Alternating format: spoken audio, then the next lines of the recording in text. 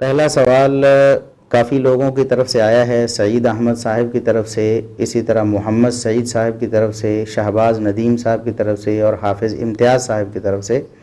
ان کا سوال یہ ہے کہ فطرانہ کی مقدار کیا ہے؟ فطرانہ کی مقدار کیا ہے؟ دیکھیے، صحیح بخاری میں 1503 نمبر حدیث ہے۔ سیدنا عبداللہ بن عمر رضی اللہ عنہما بیان کرتے ہیں کہ نبی کریم صلی اللہ علیہ وسلم نے فرض رسول اللہ صلی اللہ علیہ وسلم زکوٰۃ الفطر صاعا من تمر او صاعا من شعیر، کہ نبی کریم صلی اللہ علیہ وسلم نے صدقہ فطر ایک سا مقرر کیا کھجور سے یا جو سے۔ کھجور یا جو سے اگر آپ نے دینا ہے تو ایک سا صدقہ فطر آپ ادا کریں گے۔ یہ مقدار ہے ایک سا، یہ تقریباً 2 سے 2.5 کلو کے درمیان میں وزن بنتا ہے۔ علماء میں اس میں تھوڑا سا اختلاف ہے، بعض 2 کلو کے قریب وزن بناتے ہیں اور بعض 2.25 کلو اور بعض 2.5 کلو کے درمیان میں۔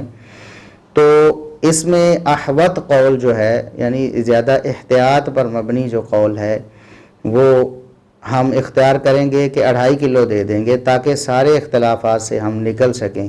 کہیں ایسا نہ ہو کہ ہم اپنی تحقیق کی بنا پر کہیں اس نتیجے پر نہ پہنچ جائیں کہ جس نتیجے کی وجہ سے ہم صدقہ فطر کم ادا کر پائیں۔ تو صدقہ فطر ہے وہ 2 کلو 2.25 کلو کی بجائے اگر ہم 100-200 گرام زیادہ دے دیں گے تو ہم اختلاف سے نکل جائیں گے اور اس حوالے سے ہمیں کوئی پریشانی نہیں ہوگی۔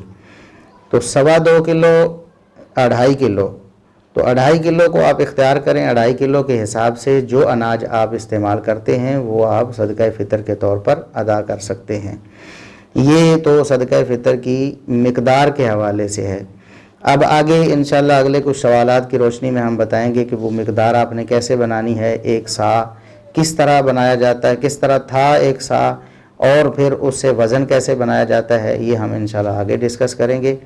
تو بہرحال اس سوال کا جواب یہ ہے کہ صدقہ فطر ایک سا کھجور یا جو سے دیں گے تو لازمی طور پر ایک سا ہی ہے، اور اگر گندم وغیرہ سے دیں اور اس میں جو دوسری رائے ہے وہ انشاءاللہ آگے ہم دلائل کی روح سے عرض کریں گے انشاءاللہ۔